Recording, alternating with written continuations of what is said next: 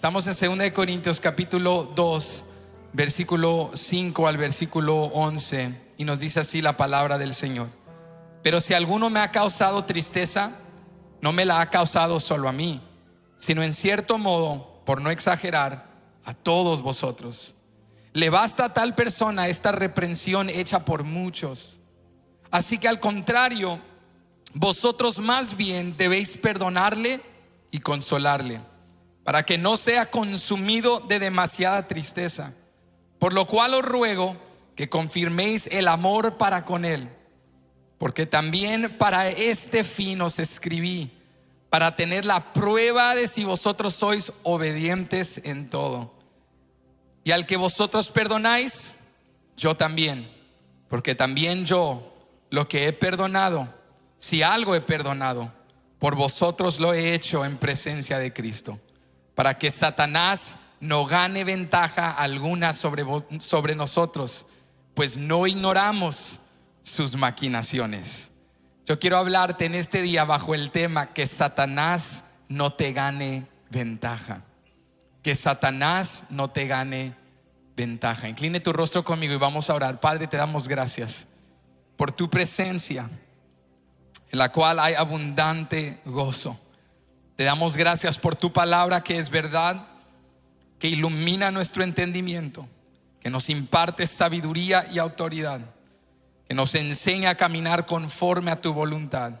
Háblanos hoy a través de tu palabra y permítenos identificar y reconocer las maquinaciones de Satanás, para poder hoy, Señor, cerrar toda puerta, para hoy, Señor, levantar armas santas contra el enemigo, para hoy, Señor, recuperar ese denuedo y esa convicción por la labor de la iglesia.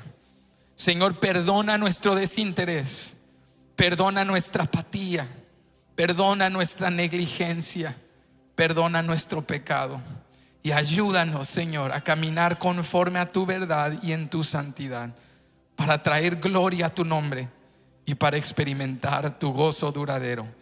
Lo pedimos en el nombre de Jesús y todos decimos amén. Pueden ocupar su lugar en la presencia del Señor. Que Satanás no te gane ventaja. Pablo tuvo un contexto, un trasfondo bastante complejo con la iglesia en Corinto. El estudiar las dos cartas que el apóstol Pablo escribe a esta comunidad de fe, podemos aprender mucho, no solamente acerca de la doctrina, la enseñanza y el ministerio de Pablo, pero en particular también acerca de las circunstancias específicas que esta comunidad de fe estaba experimentando. Y cuando lees los versos que acabamos de repasar hace un momento, si solamente lees los versos 5 al verso 11, te sientes como un poco fuera de lugar. Es casi como entrar a una película cuando está en media película, o como leer un libro a partir de la mitad del libro, y hay tanto contexto que hace falta para comprender la trama y lo que está ocurriendo en ese momento presente. Porque si solamente leemos 2 de Corintios 2 del 5 al 11, no comprendemos del todo las situaciones, el contexto, los personajes y el por qué Pablo está hablando de perdonar y de restaurar y de no darle ventaja a Satanás. Pero yo quiero repasarte en unos minutos la historia compleja entre Pablo y la iglesia en Corinto, para que podamos comprender el por qué él escribe estas palabras y por qué los exhorta en amor. El Nuevo Testamento nos enseña que Pablo fundó la iglesia en Corinto en su segundo viaje misionero. Y después de fundar esta iglesia y estar ahí aproximadamente 18 meses, dice la Biblia que Pablo se va, porque Pablo era un plantador de iglesias. Pablo era un misionero que Cristo había levantado y llamado particularmente a ir a los gentiles, a los no judíos, y llevarles el mensaje de Jesucristo. Entonces Pablo iba a ciertas regiones y pueblos, plantaba iglesias, se quedaba un tiempo, levantaba líderes y continuaba conforme a la dirección del Espíritu Santo.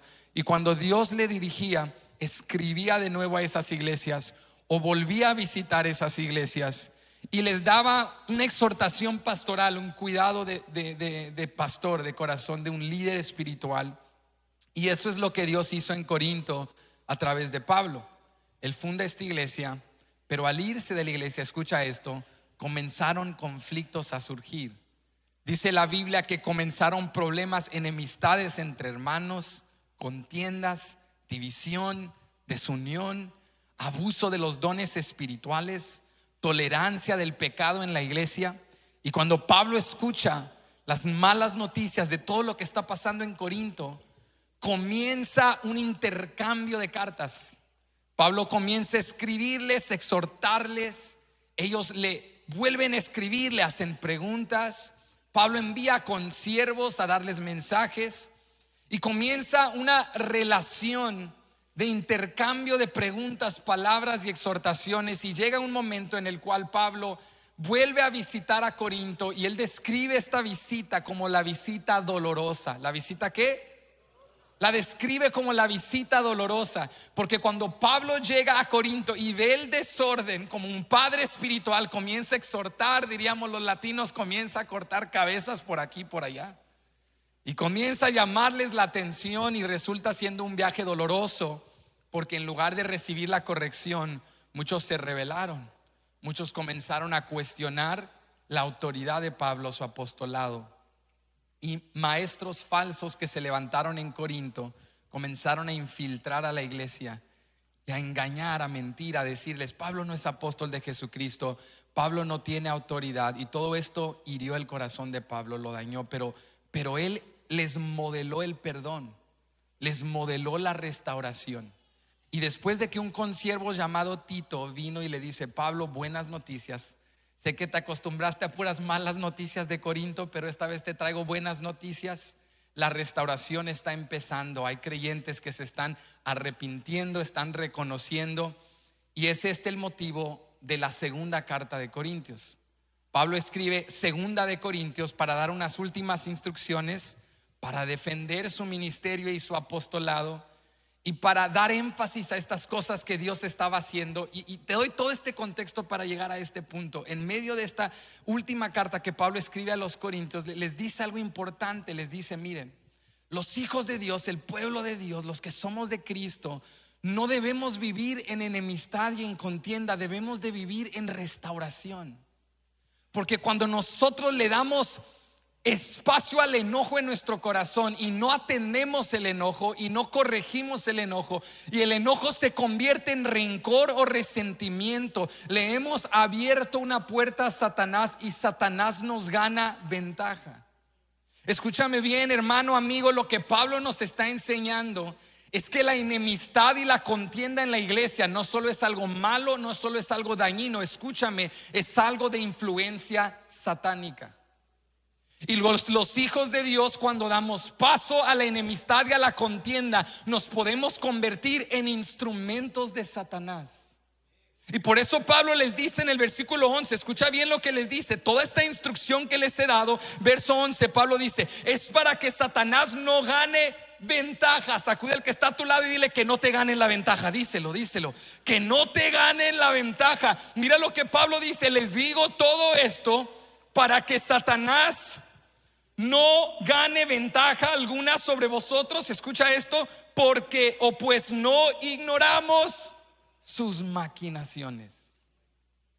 Pablo dice, Satanás no está confundido, Satanás no está desarmado. Satanás, aunque opera en el caos, el desorden y la disfunción, él no es caótico ni desorganizado. Él tiene maquinaciones. Él tiene estrategias, él tiene diseños satánicos para destruir a la iglesia, para dividir a los hijos de Dios, para que en tu hogar y en mi hogar haya resentimiento y haya rencor.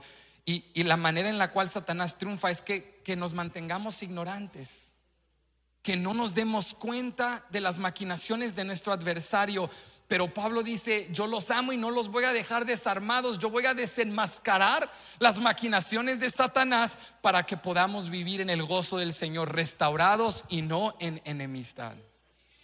Entonces hay 4 cosas que te quiero enseñar a lo largo de este sermón. 4 cosas que podemos extraer de esta enseñanza de parte de Pablo, que nos retan a reconocer que aunque Satanás viene en nuestra contra con diseños, estrategias y maquinaciones, nosotros hemos sido equipados en Cristo Jesús para ser vencedores. ¿Cuántos lo creen? Y tenemos en su palabra y con el poder del Espíritu Santo todo lo que necesitamos para restaurar, para perdonar, para sanar y para luchar por esta unión sagrada que costó la sangre del Hijo de Dios. Lo primero que te quiero enseñar el día de hoy, lo primero que nos enseña el apóstol Pablo, es que si no queremos que Satanás nos gane ventaja, lo primero que debemos hacer es aceptar la corrección como amor.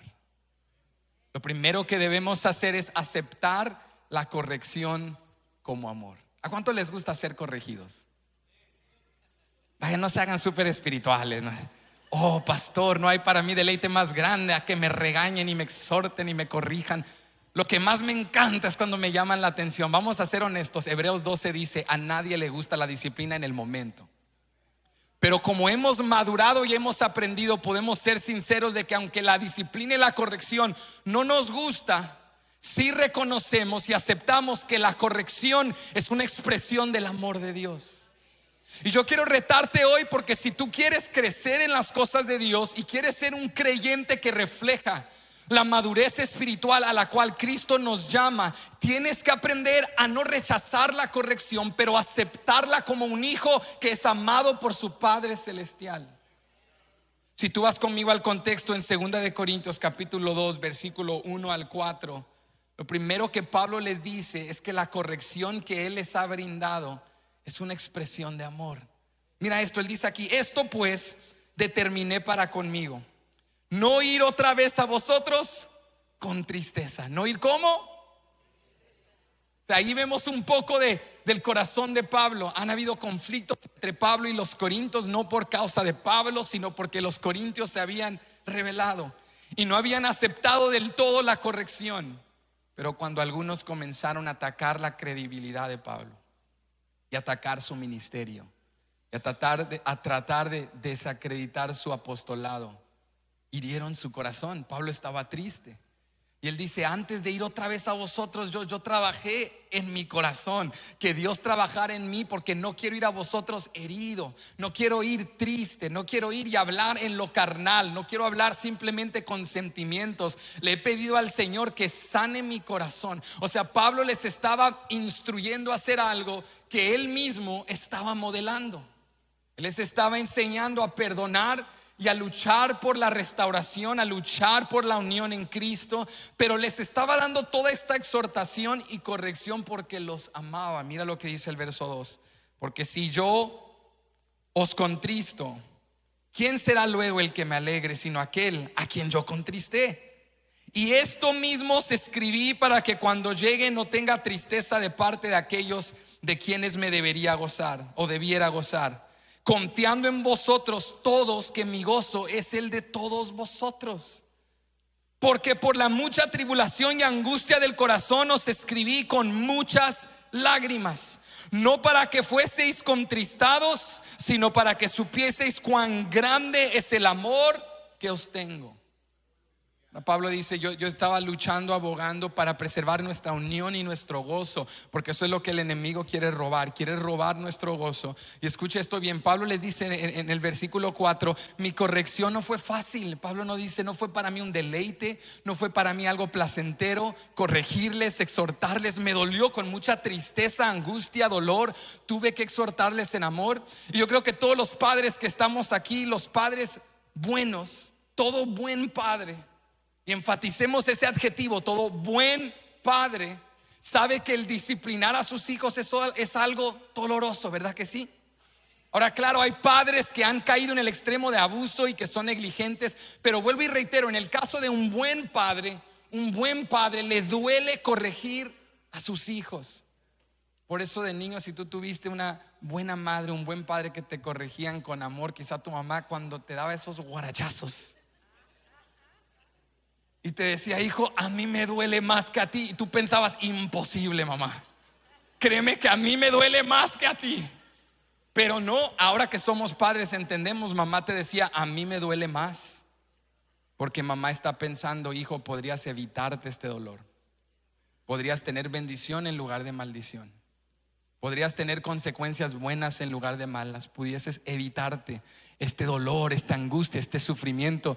Y así Pablo, como un padre espiritual, les dice en el versículo 4: esto ha sido con mucha tribulación y angustia de corazón. Les he escrito con lágrimas, pero la corrección ha venido desde un lente de amor y afecto. Les corrijo porque les amo. Si no tuviese amor por ustedes, Pablo les dice, dejaría que sigan en su rebelión, que perpetúen su pecado, que continúen en ciclos dañinos. Pero porque los amo y mi corazón está ligado a ustedes en Cristo Jesús, he tenido que exhortarles y tener conversaciones incómodas y abordar situaciones difíciles porque les amo. Y sabes, yo creo que cuando meditamos en esto, hay para algunas personas una desconexión entre la iglesia y la corrección. Porque para muchos, cuando piensan en la iglesia y piensan en la necesidad de pedir perdón y perdonar y restaurar y corregir y abordar cosas incómodas, para muchos es más fácil descartar la iglesia por completo y decir, sería para mí más fácil adorar a Dios solo en mi casa y servir a Dios desde mi casa y solo ver servicios en línea y dedicarme a mi trabajo, a mi empresa, porque la iglesia es muy conflictiva y la iglesia es muy problemática. Sabes que para muchas personas su excusa, su primer impedimento al participar en la iglesia, su primera excusa para descartar la religión organizada es la gente. Muchos dicen, yo no quiero ir a una iglesia por la gente, porque en la iglesia hay gente hipócrita, en la iglesia hay gente falsa, en la iglesia hay gente inconsistente, en la iglesia hay gente conflictiva. Es más fácil para mí adorar a Dios desde mi casa, tener una religión personal. Pero cuando yo escucho esta excusa al involucramiento en la iglesia, mi primer contrarrespuesta sería: ¿dónde leíste en la Biblia que Jesús dijo que la iglesia sería ausente de problemas? O sea, ¿por qué tienes una expectativa de que en la iglesia no haya conflicto? Jesús nunca dijo que en la iglesia no habría conflicto. Te lo voy a responder muy sencillamente. En la iglesia hay conflicto porque en la iglesia hay unas criaturas que se llaman humanos. Y donde quiera que hayan esos seres, allí van a haber conflictos. ¿Por qué la gente está asombrada de que en la iglesia hay hipócritas y que en la iglesia hay pecado y que en la iglesia hay conflicto? Si eso lo encuentras donde quiera que hay humanos, seamos honestos, empezando con nuestra casa. Jesús nunca dijo que en la iglesia no habrían problemas. Lo que sí dijo es que en la iglesia estaría el poder del Espíritu Santo. Y porque en la iglesia está el Espíritu Santo, y porque en la iglesia mora Él, y porque la iglesia tiene la verdad, aunque en la iglesia también hay problemas, la iglesia también tiene el poder para solucionar los problemas. Y aunque en la iglesia también hay discordia, en la iglesia hay el poder para sanar heridas. En el mundo hay problemas, en la iglesia hay problemas. En el mundo hay disfunción, en la iglesia hay disfunción. En el mundo hay pecado, en la iglesia hay pecado. Pero solo en la iglesia los pecados son perdonados, las familias son restauradas, las heridas son sanadas y lo imposible se hace posible, porque la iglesia es la novia de Cristo Jesús. Yo no estoy minimizando la historia oscura de la religión. Yo no estoy minimizando que muchos han sido abusados, heridos y se han aprovechado de ellos por la iglesia. Pero hay un dicho en inglés: no eches el agua de la tina, no eches al bebé con el agua de la tina. Hay que diferenciar y saber, el hecho de que hay gente mala en la iglesia no significa que la iglesia en sí sea mala, porque el Señor de la iglesia sigue siendo Cristo Jesús, y la cabeza del cuerpo sigue siendo Cristo Jesús, y el novio de la iglesia sigue siendo Cristo Jesús.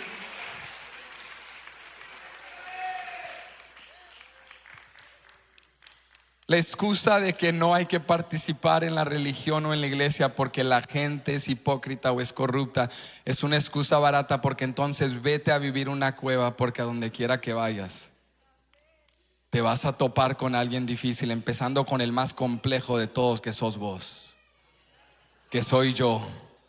Escúchame bien, yo te lo voy a decir desde una vez: el más problemático en mi vida soy yo mismo. El más problemático en tu vida eres tú. Tu enemigo más grande eres tú mismo. Porque el que se rinde a Cristo Jesús, ni Satanás, ni el pecado, ni las tinieblas lo puede detener. El único que te puede obstaculizar eres tú mismo. Entonces la realidad de la excusa de que la iglesia no es digna de tu tiempo, digna de tu esfuerzo, digna de que inviertas en ella, hay que redimir en un mundo que todo el día se pasa atacando iglesias, atacando a pastores, celebrando pastores caídos, pero no hablamos de los miles de millones de fieles, de los que no han doblado rodilla a Baal, de los que en las sombras viven en santidad. Si tú estás pescando por problemas, los vas a encontrar. Si tú quieres excusas, las vas a encontrar. Pero si tú quieres ser parte de lo que Cristo está haciendo en el mundo, te guste o no, Él escogió a su iglesia. Y su iglesia no fue una opción barata o de último recurso. Él la ha santificado. Él ha llamado a su pueblo especial tesoro. Él nos ha hecho santos. Iglesia, no hay que excusarnos, no hay que estarle pidiendo perdón a la gente. Ay, perdóname, es que el domingo voy a la iglesia. Tú ven a la iglesia con tu frente en alto, porque aunque la iglesia sea imperfecta, la iglesia es la novia de Cristo. Y Él ha vestido con vestiduras blancas, sin mancha ni arruga, y Él volverá por nosotros. Entonces Pablo dice, vale la pena luchar, abogar, corregir, restaurar. Y cuando lo hago en amor, como un padre que ama, porque ese es el corazón de nuestro Padre Celestial. El diseño de Dios en la tierra para nosotros es que pertenezcamos a su iglesia, porque en la iglesia vas a tener conflictos, vas a tener desacuerdos, vas a experimentar retos, y a través de esas experiencias Dios te va a santificar. A ver, ¿cómo te vas a hacer paciente si Dios no prueba tu paciencia? ¿Cómo vas a aprender a perdonar si no pasas por un problema? Dios, ayúdame a perdonar, pero que nadie me hiera, que nadie me cruce mal, que nadie me ofenda, pero enséñame a perdonar. ¿Cómo? Amigo, ¿cómo vas a aprender a amar si alguien no te hiere? ¿Cómo vas a aprender a perdonar si alguien no te lastima? ¿Y cómo te van a lastimar si vives como llanero solitario, viendo Templo Betania virtual en línea todos los domingos? Pero cuando te acercas lo suficientemente y te involucras para que alguien te lastime y para que tú lastimes, es ahí donde comienza el Espíritu Santo a trabajar. Y Pablo dice, la corrección de Dios en las relaciones, en el trato de la iglesia, es una expresión del amor de Dios, porque la corrección divina está arraigada no en condenación, pero en amor. Cuando Dios te corrige, siéntete privilegiado, porque a un huérfano él diría, ese no me corresponde, pero a los hijos dice, ese lo corrijo porque ese es mío. Mis hijos me dicen, papá, ¿por qué a mí sí me regañas y a ellos no lo regañas? Porque tú eres mío. Siéntete privilegiado cuando te agarro y te doy unas exhortadas, porque esa es la expresión más grande de amor, porque yo espero algo de ti y estoy produciendo algo en ti y quiero plasmar mi imagen en ti. Cuando Dios tu Padre Celestial te corrige, es una expresión de amor. Entonces cuando el enemigo te viene a atacar, si Dios te quisiera no te estuviera atacando. Job, si Dios te amara, Job, no te permitiría sufrir, Job. Si Dios te amara no te permitiría perder tanto, Job. Pero a lo contrario, Dios te ama tanto, Job, y está produciendo tanta virtud y justicia en ti, que te va a permitir perderlo todo para al final multiplicarte, para que después comprendas algo que sin el sufrimiento no hubieses entendido: que lo más valioso debajo del sol no es mujer, hijos, bueyes, terreno, tierra, es tener a Dios, amar a Dios. Y si tengo a Dios, nada me faltará, y todo lo que me ha sido quitado, Dios me lo puede reponer y multiplicar. Siéntete privilegiado. ¿Sabe lo que dice Proverbios capítulo 3 versículo 11 al 12? No os menosprecies, hijo mío, el castigo de Jehová, ni te fatigues de su corrección, porque Jehová al que ama castiga, como el padre al hijo a quien quiere. Me encanta esto porque dice: no te canses, no te fatigues de la corrección. Pero a la vez eso a mí me impulsa a celebrar algo bello de Dios. Qué bueno que Dios no se fatiga de corregirme. Qué bueno que Dios no se cansa y dice: este ya es un rebelde caso perdido, ya este lo voy a soltar a su perdición. Qué bueno es Dios que no te ha soltado. ¿Cuánto le dan gracias? Qué bueno es Dios que no me ha soltado, que no me ha soltado. Llego a la iglesia cojeando chimuelo, pero no me ha dejado. He perdido unos dientes, he pasado por unos problemas por mi rebelión, por mi negligencia, por mi desinterés de lo espiritual. Pero qué bueno es Dios que no se ha fatigado de corregirme, que no me ha dejado, que es el buen alfarero, que toma un pedazo de barro sin diseño, sin propósito, sin imagen, y lo va formando y lo va trabajando y lo va trabajando con sus manos y sus utensilios y su paciencia y su gracia, y al final hace obras de arte. Qué bueno es Dios, qué paciente es Dios. Su corrección no es condenación, su corrección no es enojo o desinterés, su corrección es amor. Acepta la corrección de Dios con amor. Cuando Dios te exhorta por tu manera de hablar, por tu manera de ser, cuando Dios te corrige, celebra lo mucho que Dios te ama. Hebreos 12 nos enseña lo mismo, nos destaca lo mismo, que en el momento la disciplina no es de deleite, no es de agrado, pero después, dice el escritor, después, cuando vemos el resultado de lo que Dios estaba produciendo en nosotros. No sé en tu caso, hermano, pero al leer esta exhortación de Pablo, al leer su amor, que con lágrimas, angustia y tribulación, yo le digo: wow, Dios, dame amigos como Pablo. ¿Cuántos quieren amigos como Pablo? No, pero piénsalo bien, analiza bien lo que te estoy diciendo. No esos amigos que te echan porras: tú puedes, Benji, eres increíble, Benji, y echándote porras mientras vas en camino al pozo de la perdición. Porque nosotros en este mundo interpretamos amor como validación. Entonces cuando alguien nos corrige, huimos por nuestras vidas. Este no es amigo porque me dijo la verdad. Este no es amigo porque me exhortó. Este supervisor solo vino a regañarme. Este pastor solo me exhorta y no viene a echarme porras, porque queremos gente que nos eche porras en camino al pozo de la perdición. ¿De qué me sirve, amigos? Benji, tú puedes, sí puedo, ¿verdad que sí puedo? Tú puedes. Y todos vamos en camino a la muerte. Todos vamos en camino a la perdición. Al tener un Pablo en tu vida que te ame lo suficientemente para decirte la verdad, que te diga: amigo, no necesitas porras, necesitas hacer un retorno. Necesitas cambiar tu camino, vas mal. Esto te va a destruir. Un Pablo que esté ahí fastidiándote, orando por ti, mandándote mensajes, incomodándote. No te he visto en la casa de Dios visitándote cuando no lo invitaste. Ahora otra vez, ¿cuántos quieren un Pablo en su vida? Ve como ya dicen: ya que lo analizo, pastor, y ya que lo va desglosando, como que un Pablito es para alguien más, no es para mí. Pero qué bendición es tener un Pablo en tu vida, ser un Pablo para alguien más, alguien que te ame lo suficientemente para decirte la verdad. Porque escucha bien la motivación detrás del corazón del apóstol al decirles: les exhorté con agonía, con llanto, con quebranto, pero les exhorté para demostrarles cuán grande amor les tengo. ¿Sabes lo que Pablo nos está enseñando? Que la corrección no nos lleva a heridas, la corrección nos lleva a la sanidad. Satanás te dice: evita esa conversación, evita ese confrontamiento, para evitar problemas, para evitar disgustos, y nos mantiene en un ciclo dañino de engaño, porque al evitar la corrección lo único que estamos haciendo es perpetuar el daño. Pero cuando confrontas el mal y confrontas el pecado, y alguien te confronta, duele en el momento, pero ¿sabes en qué resulta? Produce sanidad. Como alguien con un hueso fuera de lugar. ¿Cómo se lo ubican otra vez?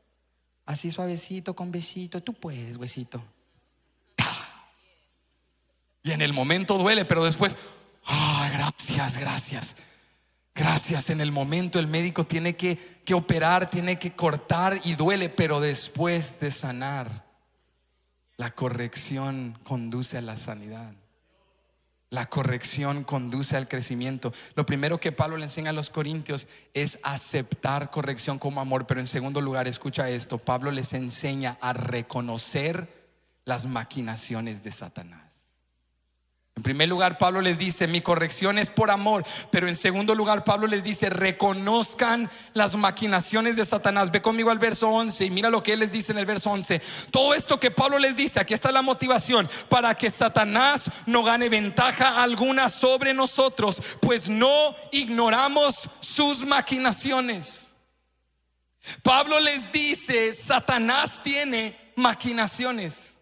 Satanás tiene artimañas y estrategias, y la manera en la cual él triunfa sobre nuestras vidas es cuando tú y yo vivimos en ignorancia.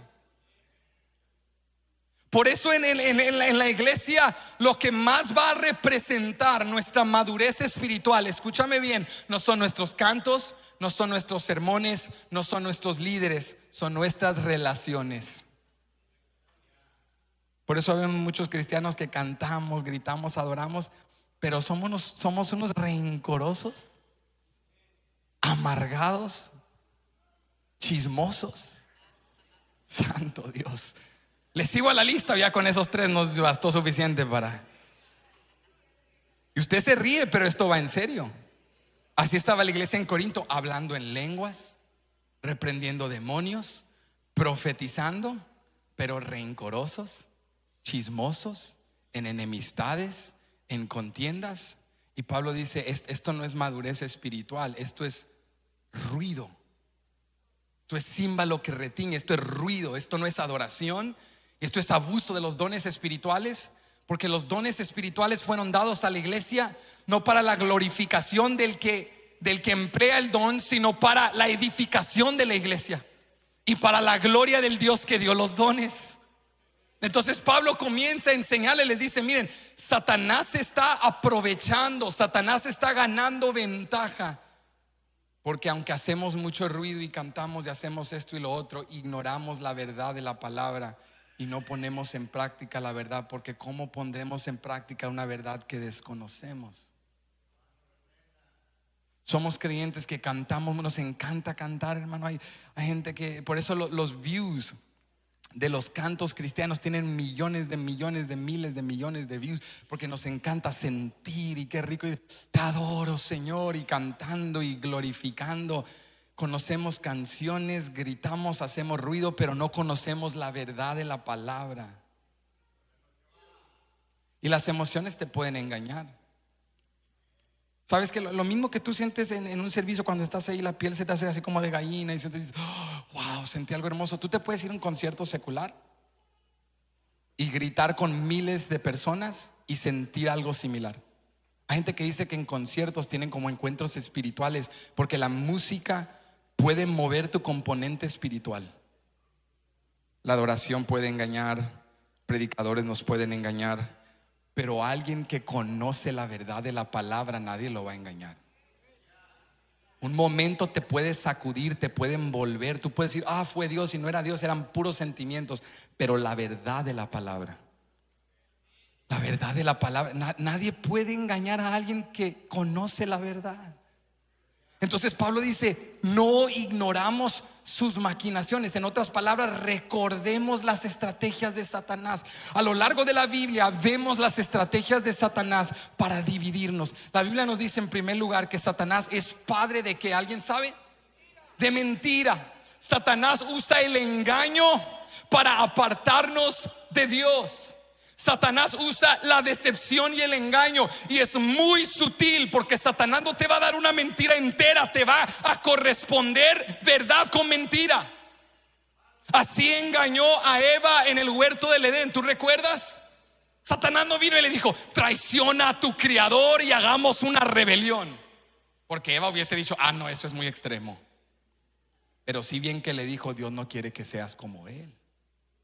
¿Verdad que te dijo que no comas del fruto de aquí? Porque morirás, porque Él no quiere que seas como Él y que conozcas todas las cosas.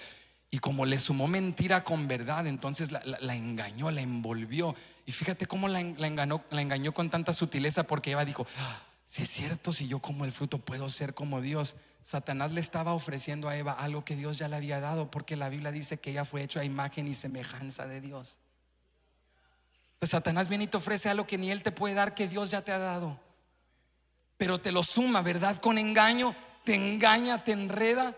Tú no debes perdonar a ese hermano porque él te hirió, y hasta que él venga y se venga rogando de rodillas, no lo perdones. Entonces, sí es cierto, pues yo soy Benjamín Paredes. Cuando me he visto yo allá en mi rancho, en mi colonia, rogando, tocando puertas? Podemos tener una cita familiar, tengo que pedir perdón. No, jamás. Por mi apellido que vengan y me pidan perdón a mí. Síguele con ese orgullo terrenal que no viene de Dios. Satanás te engaña, te enreda en mentiras. Esa es una estrategia de Satanás. Él es padre de mentiras. Número 2, Satanás utiliza y aprovecha las tentaciones en nuestras vidas. Ahora escúchame bien, la tentación en sí no es pecado. Todo creyente, todo ser humano somos tentados con distintas cosas, pero Satanás aprovecha las tentaciones y sabe nuestras inclinaciones. Quizá te has preguntado en alguna ocasión de tu vida si Satanás, aunque es un ser poderoso, pero la Biblia nos enseña que no es todopoderoso. Satanás, aunque es un ser poderoso, es un ser limitado y finito, porque el único todopoderoso, omnipotente, es Jehová Dios. Pero quizá te has hecho esta pregunta en alguna ocasión de tu vida: si Satanás es limitado, no es omnisciente, no lo sabe todo, no es omnipotente, no lo puede hacer todo, y no es omnipresente, no está en todo lugar. Entonces, ¿cómo está Satanás tentando a todos los creyentes de todo el mundo, de todas partes, al mismo tiempo y en el mismo sentido, si él es un ser limitado? Porque la Biblia nos enseña que Satanás no trabaja solo. Satanás tiene ejércitos de demonios. Satanás tiene huestes de demonios. Tiene estrategias de las tinieblas y la oscuridad. Y hay demonios que vienen a tu vida, vienen a tu hogar, y en el mundo invisible espiritual están observando lo que tú haces en lo oculto y ven tus inclinaciones. A este le gusta mentir, a este le gusta pecar de esta manera, a esta mujer le gusta esto, lo otro, y vienen a aprovecharse de esa tentación y a querer empujarte a esa inclinación. Y por eso Dios nos dice: hay que estar vigilantes, hay que estar atentos. Cuando tú luchas con un pecado y de repente escuchas en tu mente ciertos pensamientos como hazlo, y dices: no, ¿qué estoy pensando? Yo soy un hijo de Dios, ¿para qué quiero hacer eso? El enemigo está ahí, hay demonios a tu alrededor que están hablando a tu oído, que están tratando de inclinarte a ese pecado. Pero un hijo de Dios que ha desenmascarado las maquinaciones de Satanás, en ese momento sabe lo que Satanás está haciendo y dice: tú no vas a edificar fortalezas en mi mente está sometida a Cristo Jesús. Tú no vas a tomar espacio, cabida aquí en mi hogar. Rechazo todo pensamiento contrario a la verdad de Dios. Satanás aprovecha la tentación. Satanás, también nos dice la Biblia, siembra división y discordia, conflicto entre creyentes, y se aprovecha cuando no actuamos con sabiduría. Cuando alguien viene y te dice: fíjate lo que dijo tal hermano de ti. ¿Qué? ¿Cómo se atreve a decir eso de mí? Sin ni siquiera detenerte y verificar. A ver, espérate, déjame hablar con mi hermano, porque yo voy a asumir lo mejor de él y voy a confirmar lo que me están diciendo. No, ya nos dejamos llevar y te vas a hablar con... Fíjense lo que dijo este de mí. Y comienza a escalarse la situación, y ahí está Satanás ganándote la ventaja, sembrando discordia, sembrando división, perpetuando ceguera espiritual. Que esos cristianos sigan ahí cantando sus cantitos, divirtiéndose, visitando de vez en cuando la iglesia, pero que no abran el libro, que no estudien la verdad, que no entren a la presencia de su Dios, que no conozcan su oído y su voz, o su voz, y que su oído no se abra a él. Satanás nos mantiene en una ignorancia, nos mueve con falsedades, nos mueve con diferentes corrientes de la cultura. Por eso te puedes evaluar hoy cuántos cantos sabemos, cuántas frases sabemos, cuántos conceptos sabemos, en contraste a cuánta palabra sabemos. Entonces, si vamos desenmascarando las maquinaciones de Satanás ¿cómo podemos vencer? ¿Cómo podemos superar? No vivir en ignorancia, no darle cabida a la discordia, a la desunión, no dejar que Satanás nos gane la ventaja. Y Pablo nos lo va enseñando a lo largo de 2 de Corintios 2. Lo primero es: no vivas en ignorancia, conoce la verdad de la palabra de Dios. Cuando tú estudias la verdad de la palabra, tus ojos se abren, el camino se esclarece. Dios te habla directamente a través de su palabra. Tienes que aprender a estudiar la palabra. Y número 2, tienes que comprender que esta es una guerra espiritual, que en este mundo que está queriendo suavizar el lenguaje y decir que ahí van las vibras y malos ambientes y malas cosas, pero el Hijo de Dios no se deja llevar por el lenguaje o el léxico posmoderno de la cultura. El Hijo de Dios sabe: esta es opresión satánica. Estos son demonios que vienen en nuestra contra. Esto no es algo de teoría abstracto conceptual. Esta es una guerra espiritual, es real. Y para una guerra espiritual se ocupan armas espirituales. Conoce la verdad de la palabra. Vive vigilante y resistente, alerta cuando el enemigo quiere venir a atacarte. Sabes, cuando hablamos del tema de la demonología, de los demonios de Satanás, hay una intriga, una curiosidad que comienza en nuestros corazones y es algo que está ligado a nuestra naturaleza pecaminosa, porque hay una inclinación, una curiosidad a las cosas ocultas, a las cosas terribles. Esto es algo que psicólogos, sociólogos y filósofos han estudiado por edades, que incluso la tolerancia a la violencia y a escenas horribles se va de gradualmente en un declive en el ser humano, porque hay una curiosidad. Ves algo y se te abre la mente a querer ver algo peor, y luego ver algo peor y ver algo peor, hasta que vas perdiendo la sensibilidad. E incluso en la iglesia, a veces el enemigo nos trata de envolver, cuando se despierta en creyentes una curiosidad no sana por las cosas ocultas. Yo te aseguro que si el próximo domingo yo empiezo una serie de la demonología y empiezo a predicar de demonios, se nos llena la iglesia por pura curiosidad, la intriga. ¿Tú quieres llenar la iglesia? Habla de sexo, habla de demonios y Satanás, o habla de los últimos tiempos, y la gente se viene corriendo. Y luego el próximo domingo hablamos de la gran comisión y se vuelve a vaciar. Pero háblales de sexo, demonios, Satanás o los últimos tiempos y hay una intriga. ¿Cómo? Revélanos Apocalipsis. ¿Qué esas bestias eran helicópteros, eran aviones? ¿Qué era? La gente tiene una intriga increíble por los demonios y por Satanás. Por eso las películas del horror son tan famosas, porque hay como una fascinación, un encanto con el sentirse asustado. Y déjame decirte que esto es algo muy peligroso. Si te has preguntado en alguna ocasión por qué la Biblia no nos revela más acerca de los demonios, por qué no nos revela a lujo de detalle el trasfondo de Satanás, es porque Dios no quiere que nuestra mente se hunda en las cosas ocultas. La Biblia nos enseña que tú no tienes que probar la perdición para valorar las cosas de Dios, y tampoco tienes que probar la perdición para tener empatía por alguien que ha vivido por eso. Si tú has probado la bondad y la verdad de Dios, esa luz es suficiente para entrar a lo más oscuro del mundo y predicar la verdad y hacer a gente libre. Yo no tengo que vivir lo que tú viviste para predicarte que Cristo te puede hacer libre. Yo no tengo que meterme en la oscuridad, en las tinieblas, para poder sacar a alguien de la oscuridad y las tinieblas. Cristo es suficiente.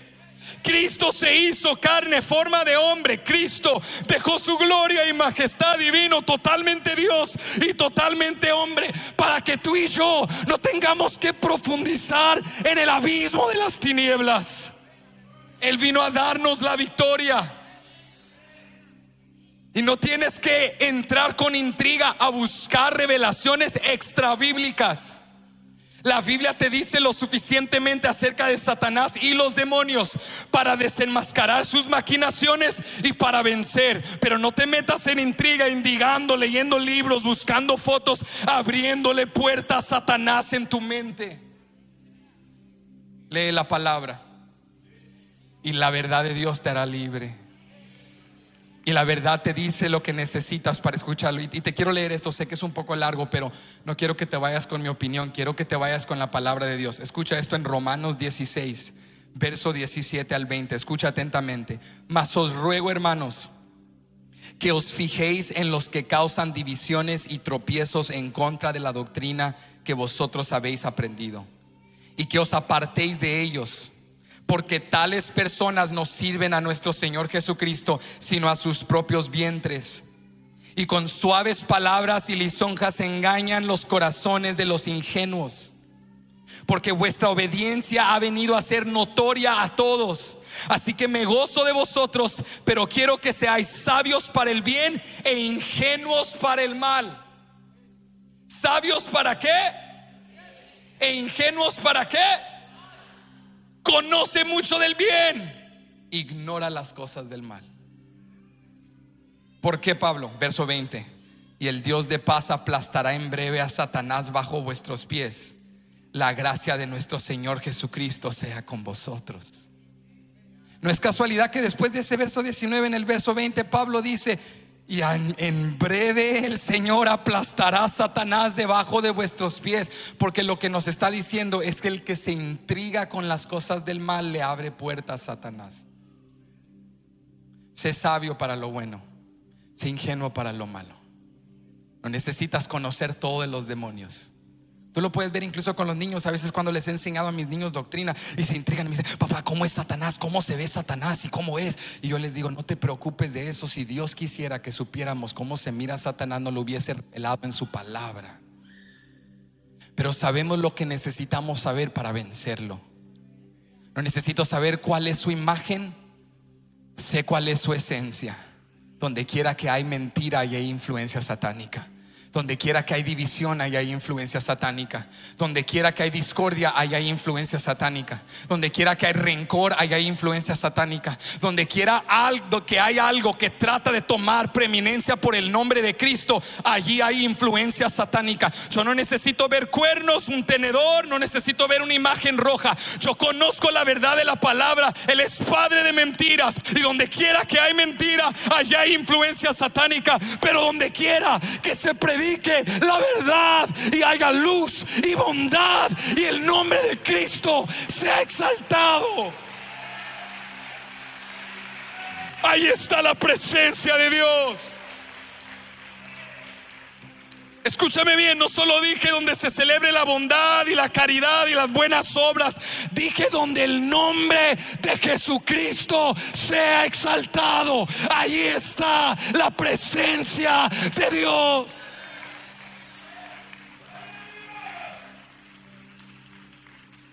Entonces, ¿cómo vencerás las maquinaciones de Satanás? No vivas en ignorancia, conoce la palabra. Que no te baste lo que dice Benji, verifica en la palabra, métete en la palabra, sumérgete en la palabra, profundiza en la palabra. Cuestiona todo a la luz de la palabra y luego verifícalo a la luz de la palabra. Porque la palabra de Dios es verdad. El hombre puede errar, nosotros te podemos fallar, tú me puedes fallar, pero la palabra de Dios es fidedigna. La palabra de Dios es inherente. La palabra de Dios es verdad. La palabra de Dios es luz, es lámpara a tu caminar, a tus pisadas.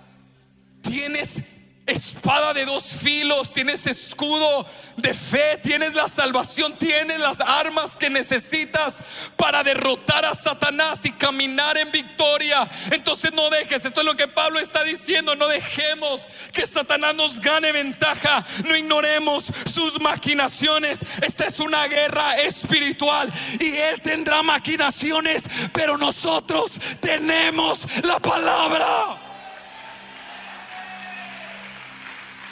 Él tendrá abundantes demonios, pero nosotros invocamos el nombre bajo el cual los demonios tiemblan y huyen. Él tendrá huestes de maldad, pero nosotros tenemos la iglesia, contra la cual las puertas del Hades no prevalecerán.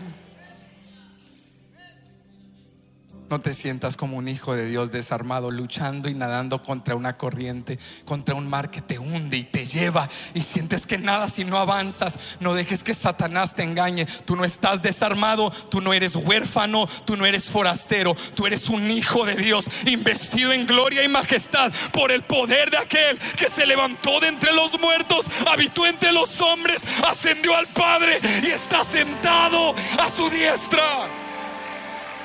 Eres morada del Espíritu de Dios. Y cuando invocas el nombre de tu Señor y Salvador, los demonios tiemblan y huyen.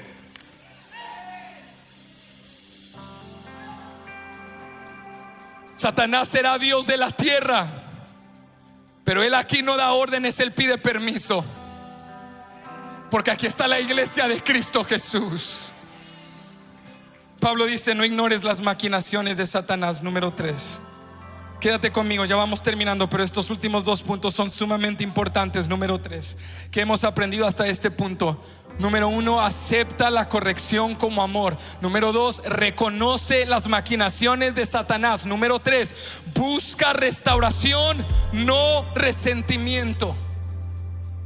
Después de haber presentado todo esto, mira lo que Pablo les dice en el versículo 5. Pablo les dice: pero si alguno me ha causado tristeza, no me la ha causado solo a mí, sino en cierto modo, por no exagerar, a todos vosotros.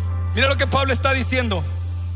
Cuando hay una contienda entre dos hermanos, sin exageración, sin ser hipérbole, no solo esos dos hermanos son afectados, todos son afectados. Y Satanás trata de aprovecharse de aquella discordia. Cuando hay un conflicto en tu TV grupo, en tu familia, ¿qué sucede? No te puedes quedar neutral, empiezan las murmuraciones. ¿Y tú quién crees que tiene razón, ella o él? Entonces, no, yo no tengo nada que decir, yo no sé nada. Es más, ni sé de lo que estamos hablando, yo no sé nada, yo ignoro todo.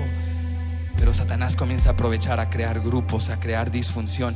Entonces Pablo dice que había un hermano en la iglesia en Corinto que había causado gran contienda.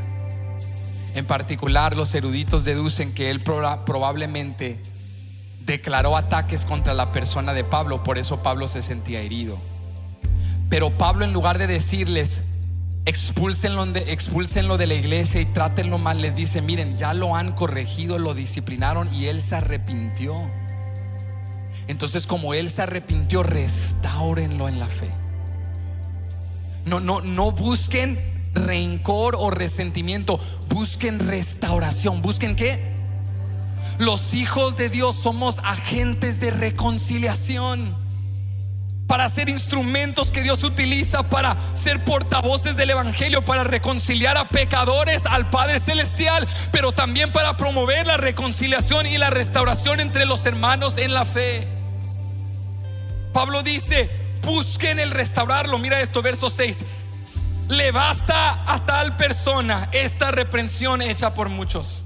Así que al contrario, vosotros más bien debéis perdonarle y consolarle, para que no sea consumido de demasiada tristeza.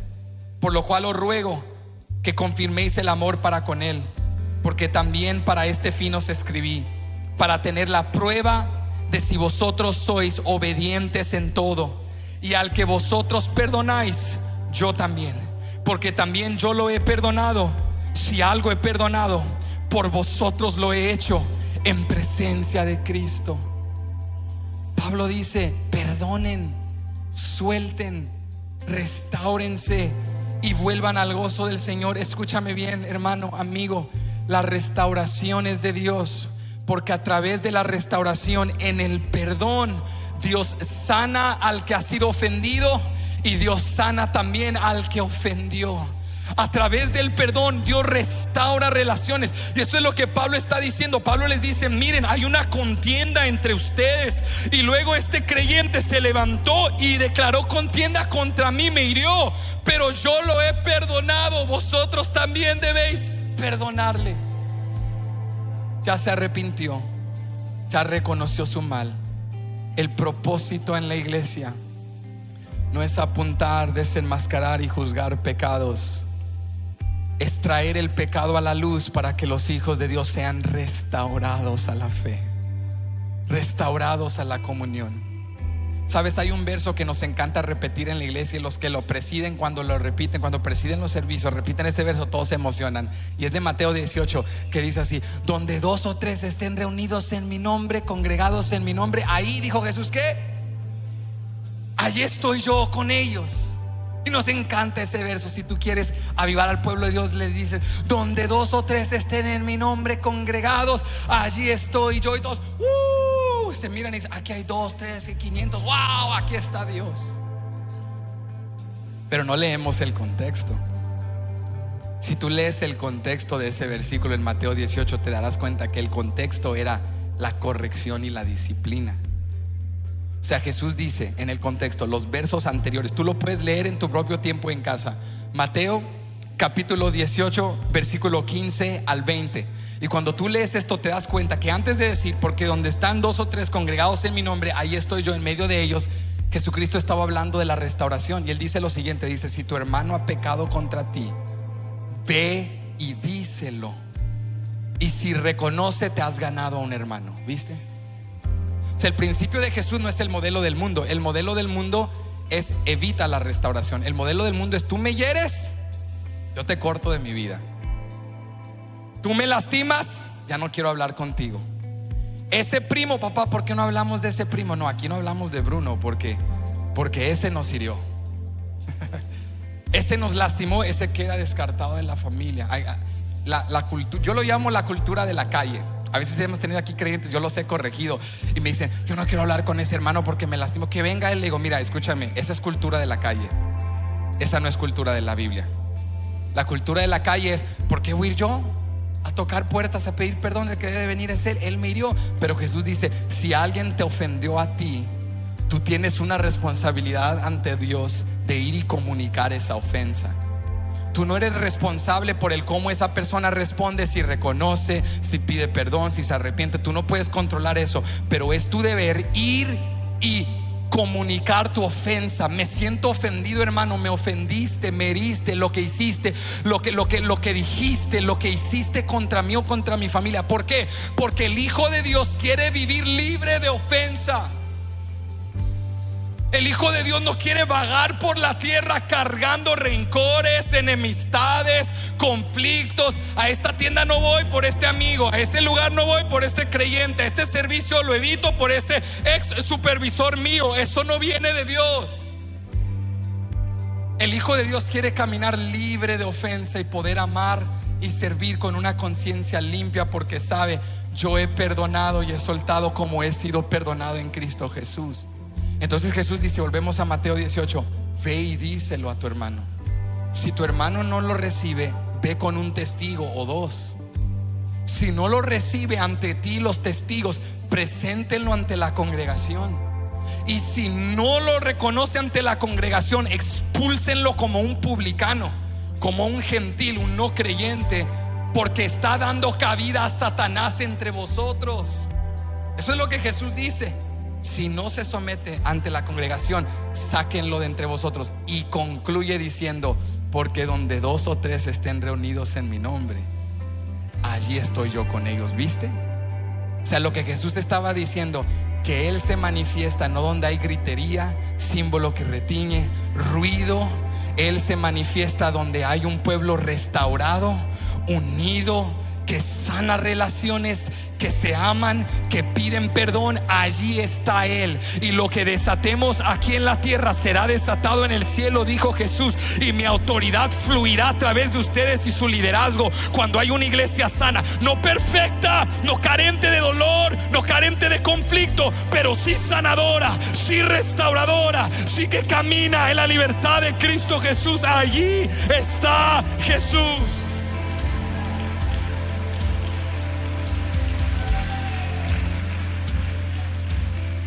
Entonces nos podemos reunir y cantar y hacer ruido, pero si somos un grupo de amargados y chismosos, aquí no va a pasar nada.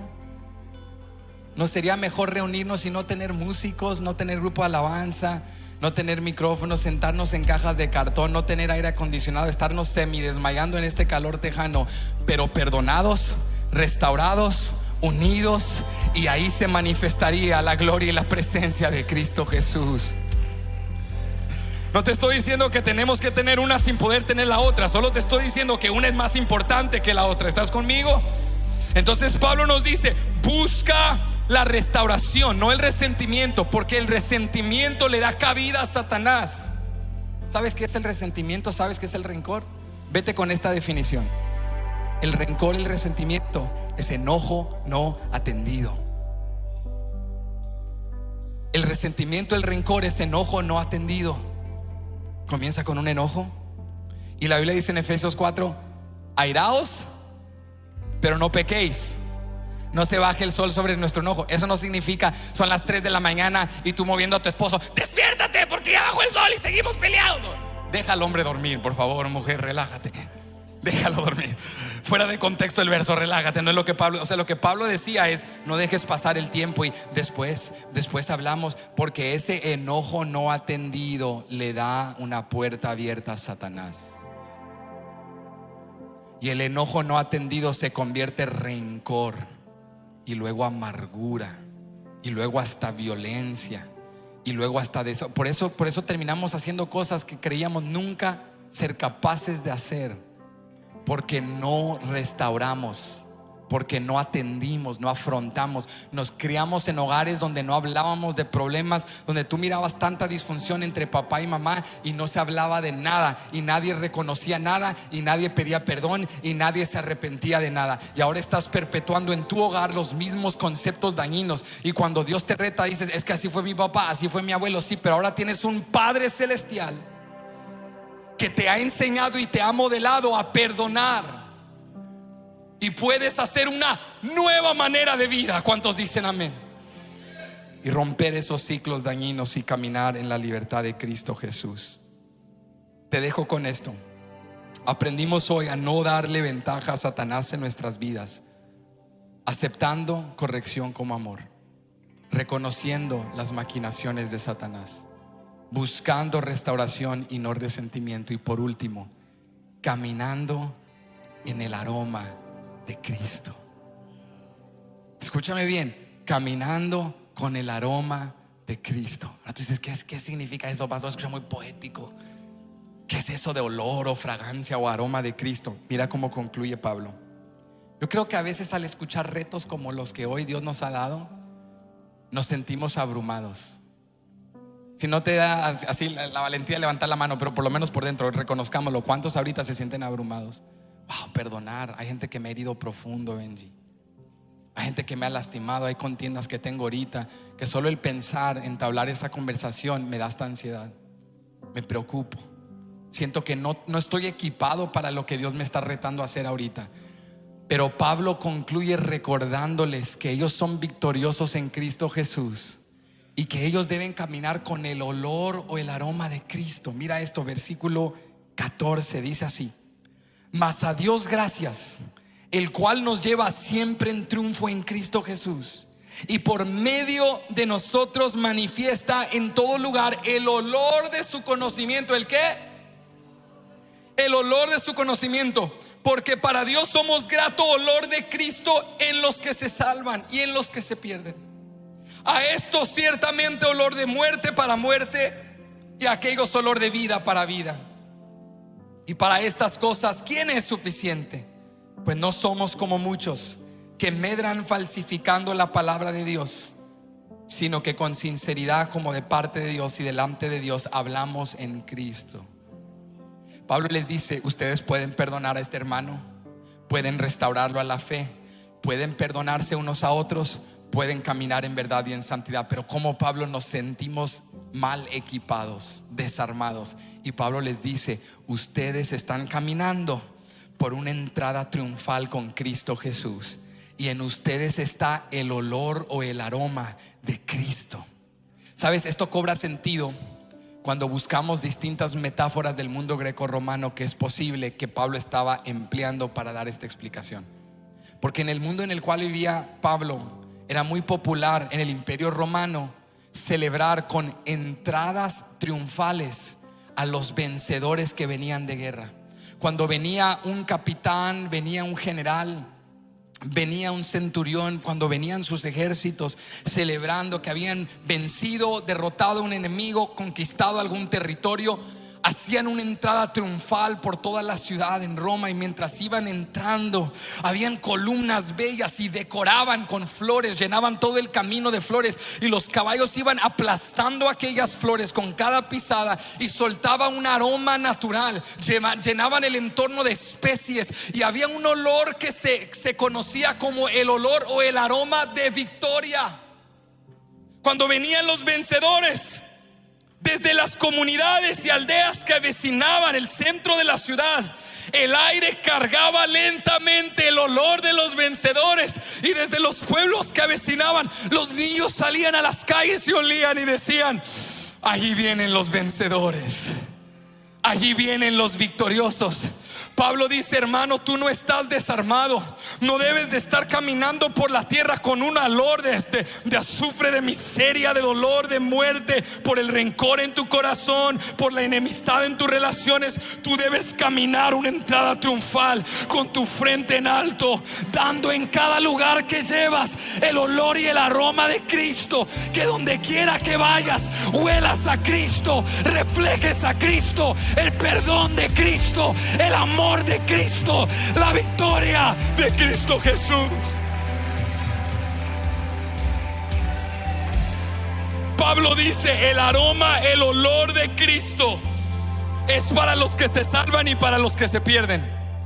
Para los que se salvan es un olor bello, huelen el olor, el aroma, la fragancia de victoria y se suman.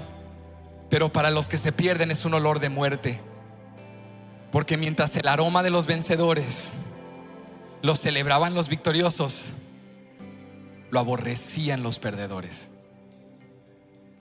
Y para los que no son de Cristo, nuestro aroma es conflictivo, nuestro olor es incómodo. Para el mundo es un aroma incómodo el decir que el matrimonio es entre un hombre y una mujer. Para el mundo es un aroma incómodo predicar contra el aborto y exaltar la santidad de que la vida es sagrada. Para el mundo es un aroma incómodo hablar de la santidad, hablar de la presencia de Dios, hablar de que adoramos a un solo Dios, el Dios Trino, Dios Padre, Dios Hijo, Dios Espíritu, que nos ha salvado en Cristo Jesús, que Él es el único camino, la única verdad y la única vida. Para el mundo es un aroma incómodo, pero para los que son de Cristo es un aroma, una fragancia bella que salva y da vida.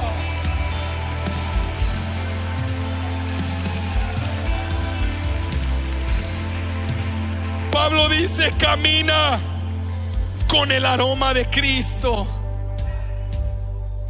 Que seas caracterizado no por perfección, pero sí por pedir perdón, restaurar rápidamente, no ser una persona siempre ofendida, que en ti no haya olor de rencor o resentimiento, que en nosotros, iglesia, haya una fragancia que cuando el mundo la vea los hagamos incómodos y digan: esto es diferente, esto nunca lo he visto.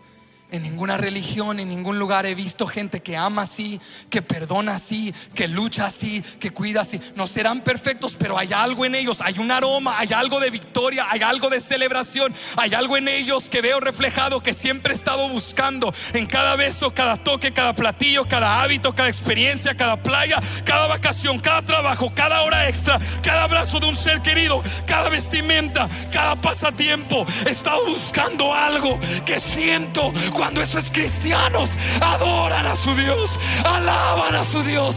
Ese es el aroma de Cristo.